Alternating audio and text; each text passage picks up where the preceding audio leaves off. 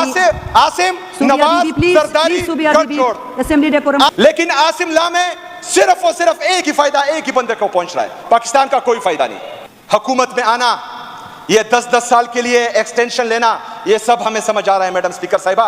हमें ये से ऐसी सियासत नहीं आती जिसमें बूट पॉलिश करके ऐवान को और इख्तिदार में आए। मीडिया वही दिखा रहा है जो बादशाह सलाम मचा रहा है।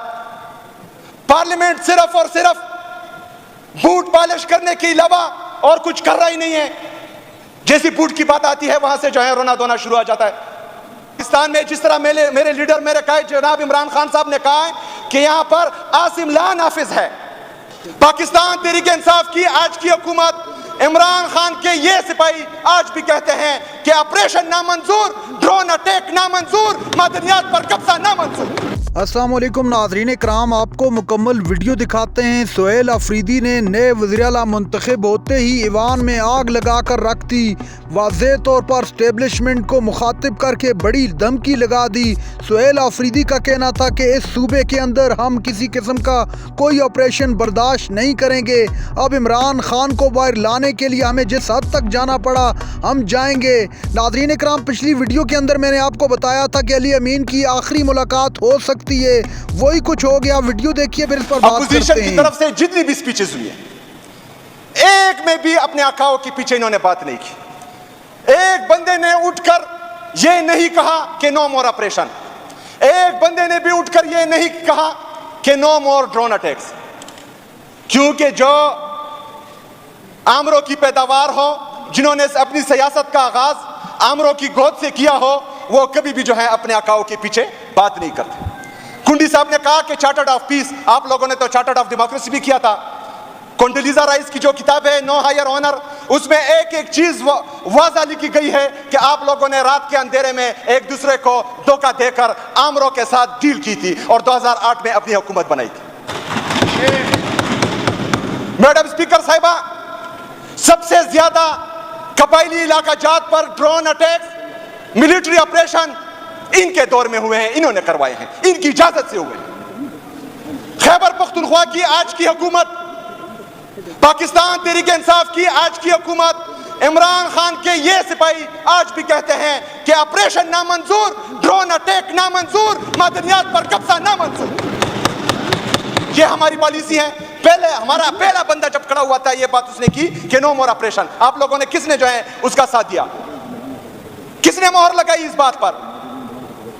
सिर्फ और सिर्फ इनको ये आता है कि बातों में जो है वो लोगों को वर्गलाए, लेकिन ये 2008 नहीं है, ये 1997 भी नहीं है, ये 1993 भी नहीं है, ये 2025 है। और इमरान खान ने इस कौम को शऊर दिया है, जो इस कौम के मफाद में नहीं होगा, इस खैबर पख्तूनख्वा का हर बंदा उस हर फैसले के खिलाफ खड़ा होगा जो उनके हक में नहीं होगा इंशाअल्लाह ताला। और हम अपने अवाम का साथ देंगे, तुम लोगों की तरह डिक्टेटरों का साथ नहीं देंगे इंशाअल्लाह ताला। लेकिन बदकिस्मती से इनकी हुकूमत जब भी आती है, जो 17 सीटों से इस मुल्क में इक़्तिदार संभाले, वो क्या अपने फैसले कर पाएंगे? जो 8 फरवरी को पाकिस्तान के 25 करोड़ अवाम के मैंडेट पर डाका डाले, वो कभी अपने फैसले कर सकते हैं? सारे फैसले वही हो रहे हैं जो एक डिक्टेटर को फायदा दे रहे हैं। 26वीं गैर आईनी तरमीम, जिसकी वजह से सारी अदालतें मफलूज हो चुकी हैं, ये लेकर आए। मैडम स्पीकर साहिबा, ये सारा गेम जो फाटा में या मर्ज अजला में अभी हो रहा है और खैबर पख्तूनख्वा में हम देख रहे हैं कि आएगा इसका इंपैक्ट, ये सब चीजें जो हैं सिर्फ और सिर्फ 27वीं आईनी तरमीम के लिए हो रही हैं, जिससे एक खास बंदे को बादशाहत की तरफ जो है वो लेके जाया जा रहा है।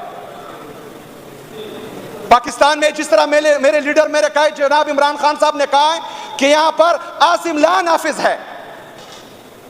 वो क्यों कह रहा है? क्योंकि मार्शल लॉ में कभी ना कभी इस तरह होता है, मार्शल लॉ में कभी ना कभी इस तरह होता है कि पाकिस्तान का थोड़ा बहुत फायदा हो जाता है। लेकिन आसिम लॉ में सिर्फ और सिर्फ एक ही फायदा, एक ही बंदे को पहुंच रहा है, पाकिस्तान का कोई फायदा नहीं। इसमें इस लॉ में सिर्फ नुकसान एक ही बंदे का हो रहा है, जो कैदी नंबर 804 है और अडियाला जेल में बैठा हुआ है।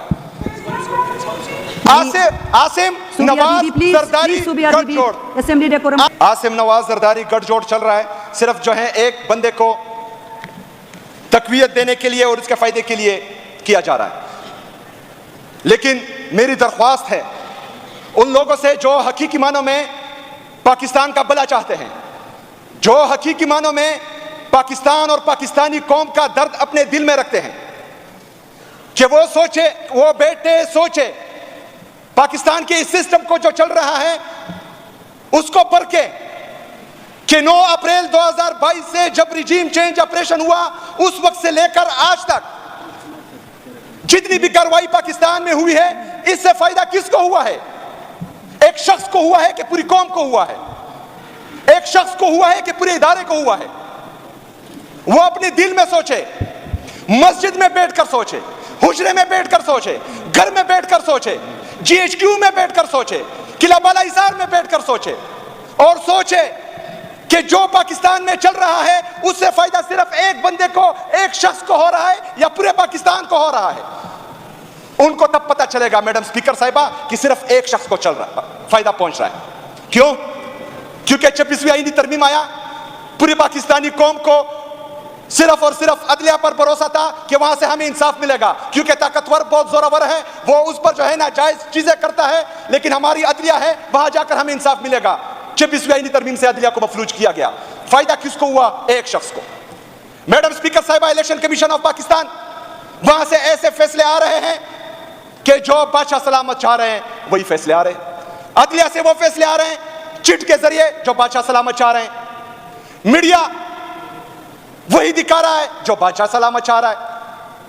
पार्लियामेंट सिर्फ और सिर्फ बूट पॉलिश करने के अलावा और कुछ कर रहा ही नहीं है। जैसी बूट की बात आती है वहां से जो है रोना धोना शुरू हो जाता है। मैडम स्पीकर साहिबा, अगर यही चलता रहा, अगर हमारा इंटरेस्ट सिर्फ कुछ लोगों को मराहत देना, अगर कुछ लोगों के लिए आईन और कानून को रौंदना, इदारों को तबाह करना यही रह गया है, तो बराए मेहरबानी हमें माफ करें, हमें ऐसी सियासत नहीं आती।